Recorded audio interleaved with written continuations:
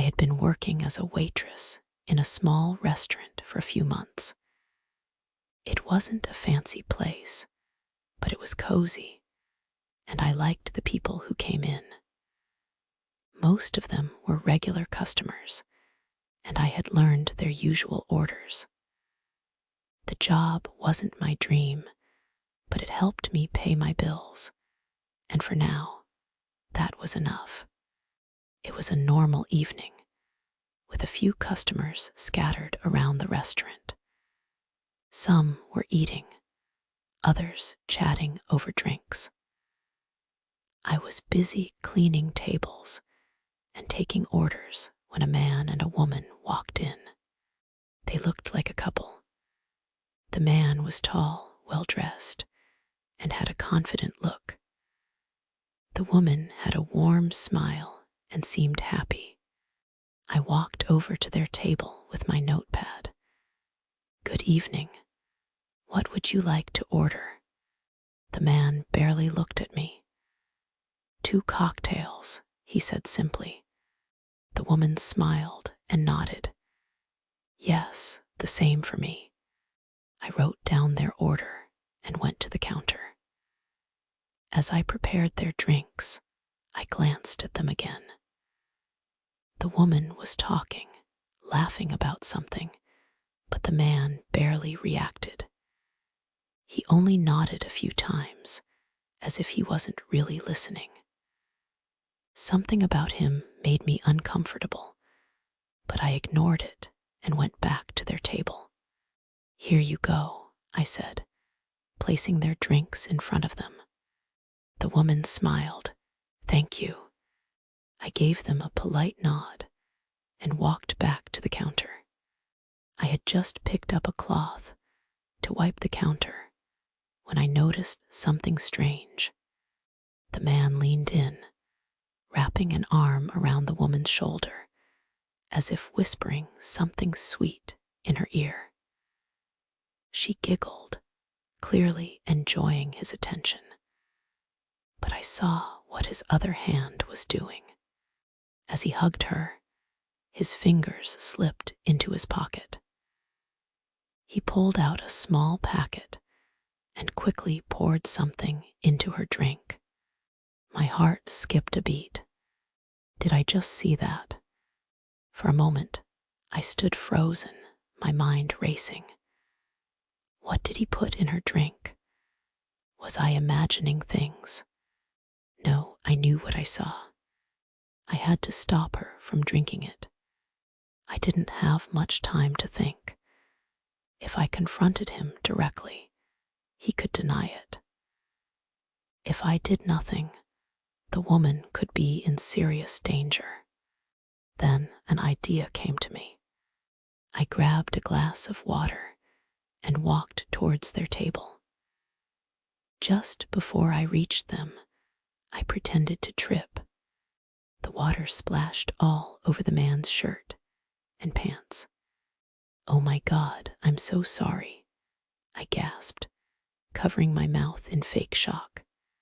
The man shot up from his seat, his face turning red with anger. "Are you blind?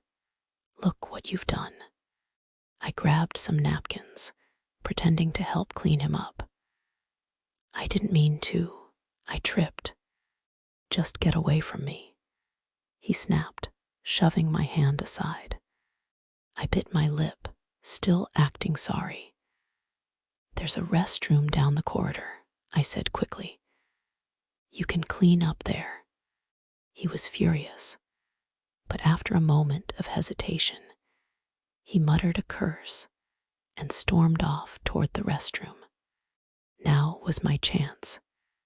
I quickly leaned down and whispered to the woman, "Listen, you need to leave.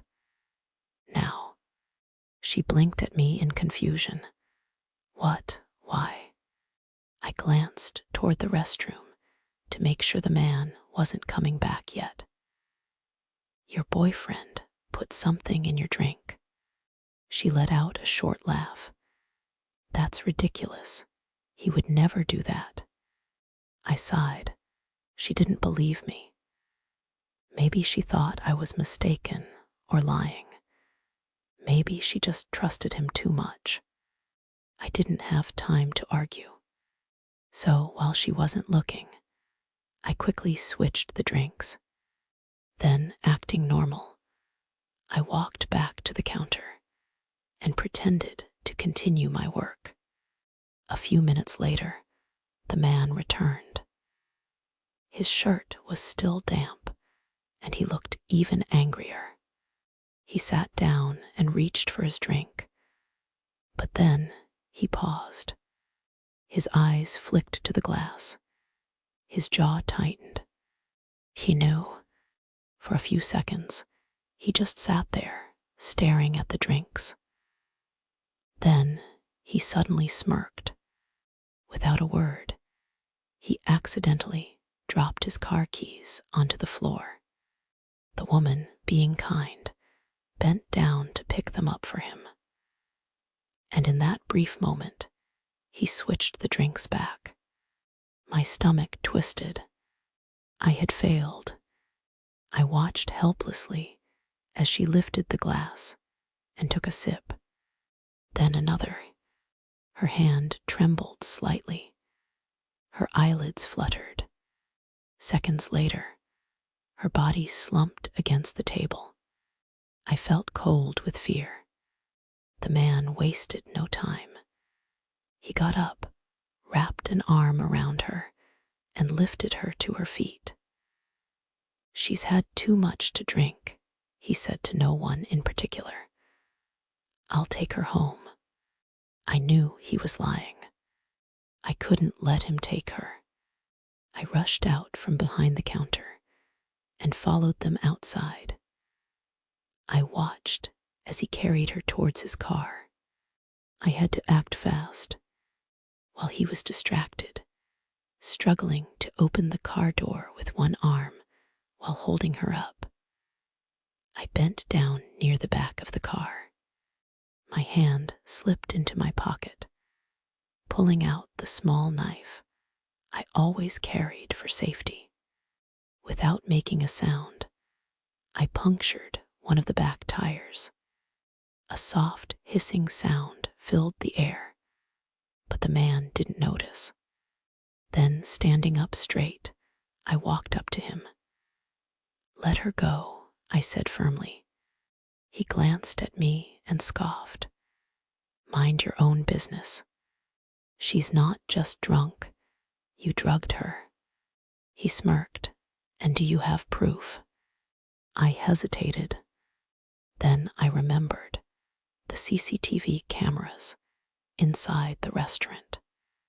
"They recorded everything," I said, trying to sound confident. The smirk disappeared for a split second, but then he recovered. "So what? She's with me, and you have no reason to stop me." "Actually, I do," I said, pulling out my phone. I dialed 911.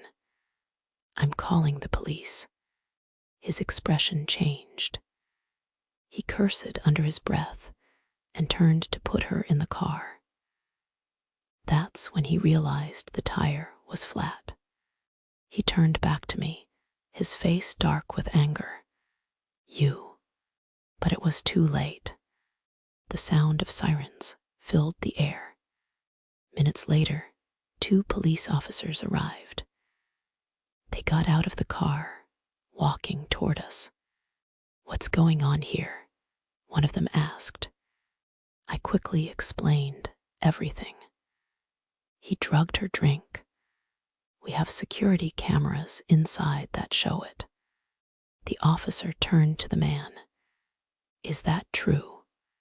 The man scoffed. "She's just making up stories." But when the police checked the CCTV footage, they saw the truth. The man's smirk disappeared. "Sir, you're under arrest." The officers took him away while another checked on the woman.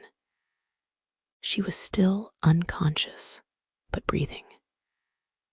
An ambulance arrived, and they rushed her to the hospital.